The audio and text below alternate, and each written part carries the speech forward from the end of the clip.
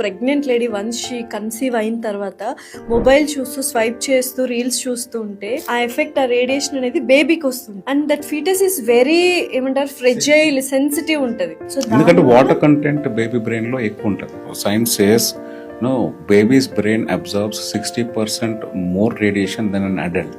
And దాని impact ఎప్పుడు తెలుస్తుంది? మా పిల్లలు బాగానే ఉన్నారు కదా, ఏం ప్రాబ్లం లేదు, ఇంపాక్ట్ ఇప్పుడు తెలియదు 2-3 years తర్వాత. And worst case only are diagnosed as ADD, ADHD or autism. But here nowadays ఎట్లా అయిపోయిందంటే being hyper active has become a norm. చెప్పుకుంటామే మా పిల్లోడు చాలా యాక్టివ్ ఉంటాడండి, ఒక దగ్గర కుదురు ఎప్పుడు పరిగెడతానే ఉంటాడు. పరిగెట్టడం ఒక లెవెల్ వరకు ఉండేది. ఇప్పుడు మన చిన్నప్పుడు కూడా there were people who are active, but being hyper active is kind of disorder. You need to look at it. Hyper active ఉండడం వల్ల ఏంటంటే ఒక ప్లేస్ లో కూర్చోలేరు, they cannot take an instruction, they cannot concentrate on anything. మనం ప్రతి ఒక్కళ్ళము radiation తో బాధపడుతున్నాం, మనకు తెలీదు.